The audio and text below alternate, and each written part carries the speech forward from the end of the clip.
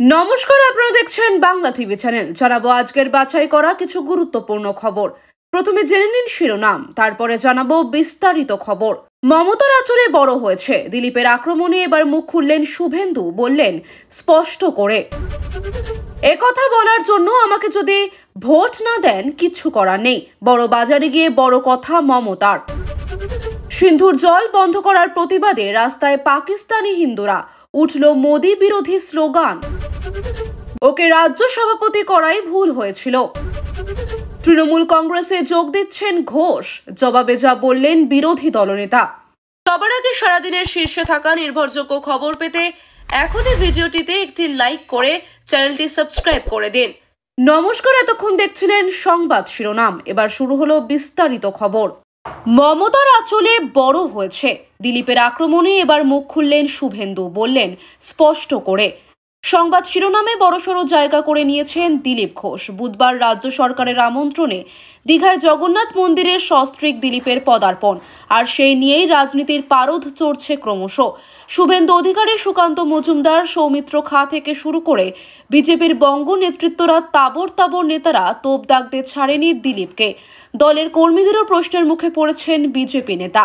দিলীপের মন্তব্যে প্রতিক্রিয়া শুভেন্দুর। এদিকে পিঠ বাঁচাতে পাল্টা নাম না করে বিজেপি নেতাদের ধুয়ে দিয়েছেন দিলীপ।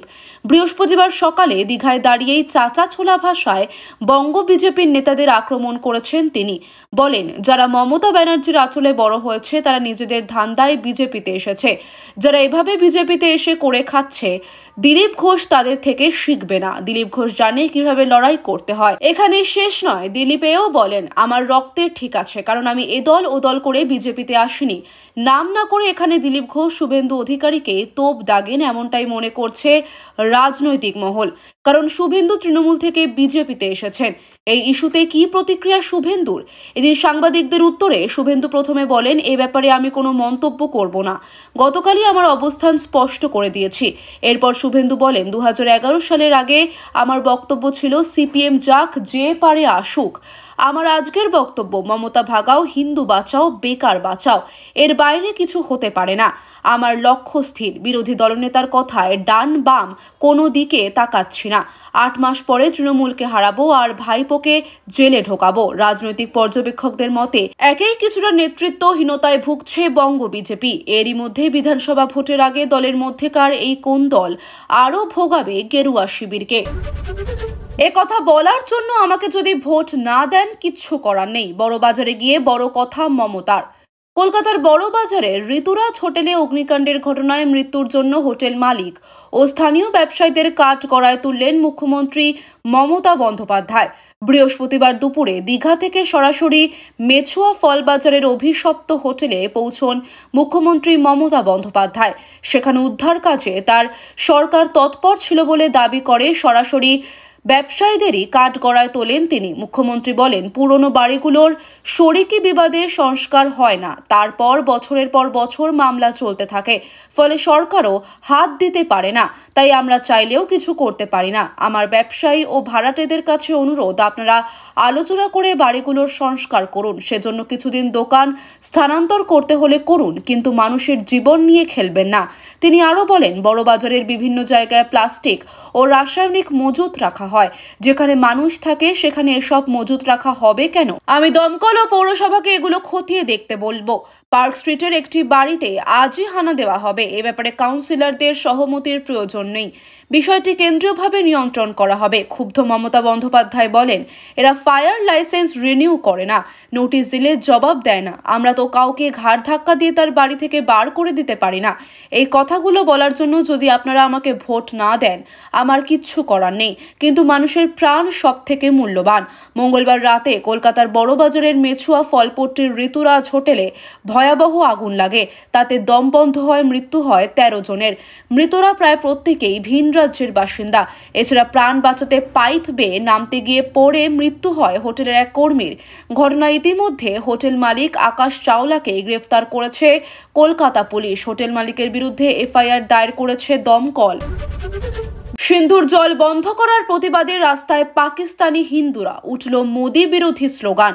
কাশ্মীরের পেহেলগাঁওয়ে নৃশংস হত্যাযজ্ঞের প্রেক্ষিতে সিন্ধু জল চুক্তি রদ করার কথা জানিয়েছে মোদী সরকার। ফলে 24 কোটি পাকিস্তানির জীবন সংকটের মুখে পড়েছে। পড়শি দেশের ওই সিদ্ধান্তের প্রতিবাদে এবার রাস্তায় নামলেন কোয়েটটার হিন্দুরা। গতকাল বুধবার 30 এপ্রিল হিন্দু সম্প্রদায়ের তরফে এক প্রতিবাদ মিছিলের আয়োজন করা হয়েছিল। ওই মিছিলে সামিল হয়েছিলেন হিন্দু পুরুষ ও মহিলারা। শুধু তাই নয়, মিছিল থেকে ভারতের প্রধানমন্ত্রী নরেন্দ্র মোদীর বিরুদ্ধে স্লোগানও ওঠে।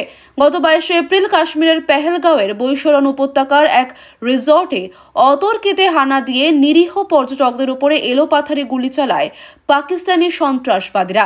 গুলিতে ঝাঁঝরা হয়ে যান 26 পর্যটক সহ 28 জন। পাকিস্তানের মদতপুষ্ট জঙ্গি সংগঠন দি রেজিস্ট্যান্ট ফ্রন্ট জড়িত, যদিও পরে ওই সংগঠন হামলার দায় অস্বীকার করেছে। ওই হামলার প্রেক্ষিতে পাকিস্তানের বিরুদ্ধে একাধিক কঠোর পদক্ষেপ নিয়েছে দিল্লি। সিন্ধু জল চুক্তি বাতিলের পাশাপাশি আটারি সীমান্ত বন্ধ করে দিয়েছে। গতকাল বুধবার পাক বিমানের জন্য আকাশপথও বন্ধ করে দিয়েছে। সেই সঙ্গে পাকিস্তানিদের দেশ ছাড়ার নির্দেশ দিয়েছে। দিল্লির এমন পদক্ষেপের বিরুদ্ধে বুধবার কোয়েটায় পথে নেমেছিলেন হিন্দুরা। মিছিলের নেতৃত্বে ছিলেন বেনজির ভুট্টোর দল, পাকিস্তান পিপলস পার্টির সংখ্যালঘু নেতা তথা বালুচিস্তান প্রাদেশিক পরিষদের সদস্য সঞ্জয় কুমার। মিছিল শেষে কোয়েটা প্রেস ক্লাবের সামনে এক প্রতিবাদ সভায় তিনি বলেন, পেহেলগাঁও কাণ্ডে প্রমাণ ছাড়াই পাকিস্তানের নাম জড়ানো হচ্ছে। একতরফা সিন্ধু জল চুক্তি রদ করে সাধারণ পাকিস্তানিদের মৃত্যুর কোলে ঠেলে দেওয়া হচ্ছে। মোদী সরকার ধর্মের রাজনীতি করছে, কিন্তু পাকিস্তানের হিন্দুরা সেই ফাঁদে পা দেবেন না। এদেশের প্রতিটি হিন্দু পাকিস্তানকেই নিজের দেশ হিসাবে মনে করেন এবং সব ধরনের লড়াইয়ে পাকিস্তানের পাশেই থাকবে। ভারত যদি হামলা চালায় তাহলে পাকিস্তানের 1 কোটি হিন্দু পাক সেনার পাশে দাঁড়িয়ে বুক চিতিয়ে লড়বে। ওকে রাজ্য সভাপতি করাই ভুল হয়েছিল। দিলীপ ঘোষকে রাজ্য সভাপতি করাই ভুল হয়েছিল। দীঘায় জগন্নাথ ধাম পরিদর্শনের পর মুখ্যমন্ত্রী মমতা বন্দ্যোপাধ্যায়ের সঙ্গে দিলীপের বৈঠকের পর এই ভাষাতেই তাকে আক্রমণ করলেন দলের প্রাক্তন রাজ্য সভাপতি তথাগত রায়।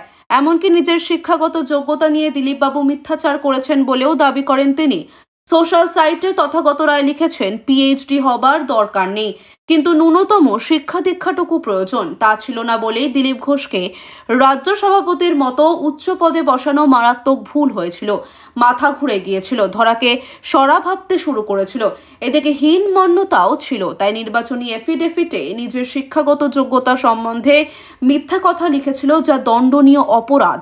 তিনি আরও লিখেছেন, 2019 সালে সংসদীয় নির্বাচনে বিজেপির সাফল্য দেখে সবাই ধন্য ধন্য করতে লাগলো। ভুলে গেল সেই বছরে 3টি উপনির্বাচনে বিজেপি শূন্য পেল। এই সময় কামিনী কাঞ্চন আসক্ত এক শিম্পাঞ্জির মতো দেখতে বিজেপি নেতার কাছ থেকে সমর্থন পাওয়ায় দিলীপের সুবিধা হলো। দ্য উইক পত্রিকায় নিজেকে ভাবি মুখ্যমন্ত্রী ঘোষণা করে দিল, দপ্তর বন্টনও করে দিল। তারপর হেরে যাওয়ার পরে যখন বিজেপি কর্মীরা বেধড়ক মার খেতে লাগলো, তখন নিজে 10 জন রক্ষী বেষ্টিত হয়ে তাদের জ্ঞান দিত। দলীয় নেতৃত্বকে প্রবীণ এই নেতার সতর্ক বার্তা, বিদায় হয়েছে ভালো হয়েছে, আমি বৃদ্ধ অবসরভোগী দিলীপ বাবা জীবনের সুখী সমৃদ্ধ বিবাহিত জীবন কামনা করি। টাকার তো অভাব নেই, কেবল আমরা যেন একই ভুল আর না করি। বলে রাখি, তথাগত রায়ের সঙ্গে দিলীপ ঘোষের সংঘাত নতুন নয়। কেন্দ্রে বিজেপি ক্ষমতায় আসার পর 2015 সালে সক্রিয় রাজনীতি থেকে অবসর নেন তথাগত বাবু। তাকে ত্রিপুরার রাজ্যপাল করে কেন্দ্র। এরপর 2020 সাল পর্যন্ত উত্তর পূর্বের একাধিক রাজ্যের রাজ্যপাল ছিলেন তিনি। এর মধ্যে 2019 সালের লোকসভা নির্বাচনে রাজ্যে বিপুল সাফল্য পায় বিজেপি। ফের সক্রিয় রাজনীতিতে যোগদানের ইচ্ছা নিয়ে রাজ্যপালের পদে ইস্তফা দিয়ে কলকাতা ফিরে আসেন তথাগত বাবু। তখন দলের রাজ্য সভাপতি ছিলেন দিলীপ ঘোষ। যদিও তথাগত বাবুকে আর দলের সক্রিয় বৃত্তে ফেরত নেননি দিলীপ ঘোষ। এরপরই দুই নেতার মধ্যে বিতণ্ডা চরমে ওঠে। এদিন তথাগত রায়ের পোস্ট নিয়ে দিলীপ বাবু বলেন, যাদের কোনো গতি নেই তারা আবার কি প্রশ্ন করবে। তৃণমূল কংগ্রেসে যোগ দিচ্ছেন দিলীপ ঘোষ, জবাবে যা বললেন বিরোধী দলনেতা। সাম্প্রতিক অতীতে বঙ্গ রাজনীতিতে অন্যতম আলোচিত বিষয় হয়ে উঠেছে বিজেপি নেতা দিলীপ ঘোষের দীঘা সফর। রাজ্য সরকারের আমন্ত্রণে নবনির্মিত জগন্নাথ মন্দিরের উদ্বোধনে তার উপস্থিতি ঘিরে বারবার প্রশ্ন উঠছে।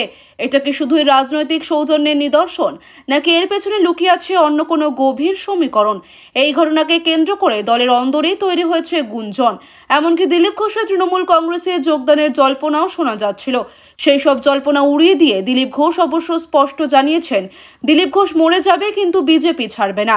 তাহলে কেন তিনি রাজ্য সরকারের আমন্ত্রণে সাড়া দিয়ে দীঘায় জগন্নাথ মন্দিরের উদ্বোধনে গেলেন? সেই কারণ নিজেই ব্যাখ্যা করেছেন বিজেপির এই বরিষ্ঠ নেতা।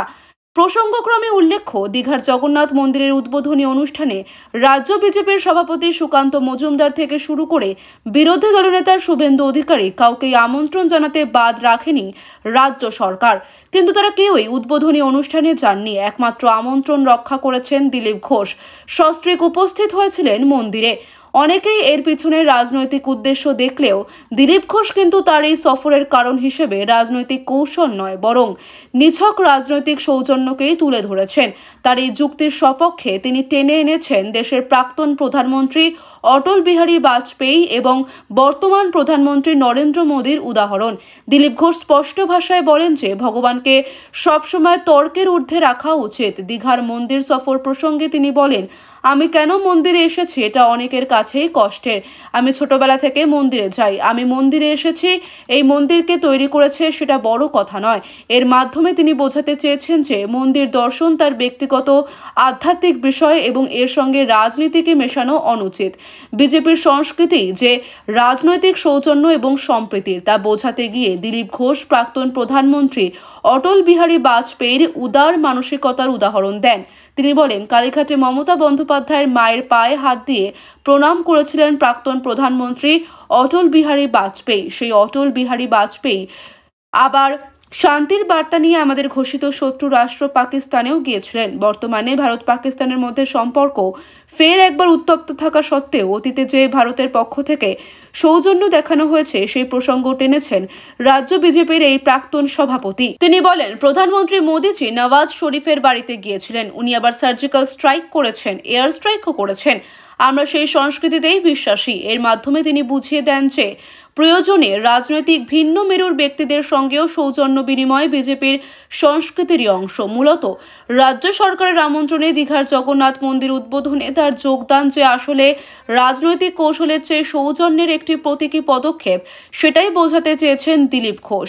তার এই ব্যাখ্যা এবং দল না ছাড়ার দৃঢ় অঙ্গীকার সত্ত্বেও দীঘার ঘটনা আপাতত বঙ্গ রাজনীতির আলোচনার কেন্দ্রবিন্দুতে রয়ে গেছে এবং রাজনৈতিক মহলে তার ভূমিকা নিয়ে জল্পনাও পুরোপুরি থামছে না। তবে দিলীপ ঘোষ নিজে স্পষ্ট জানিয়ে দিয়েছেন, দিলীপ ঘোষ মরে যাবে কিন্তু বিজেপি ছাড়বে না। যদি পার্টি মনে করে দিলীপ ঘোষকে লাগবে না, সেটা আলাদা বিষয়। এই শেষ বাক্যটি অবশ্য তার ভবিষ্যৎ রাজনৈতিক অবস্থান নিয়ে এক অন্য ইঙ্গিত বহন করছে বলে মনে করছেন রাজনৈতিক পর্যবেক্ষকরা।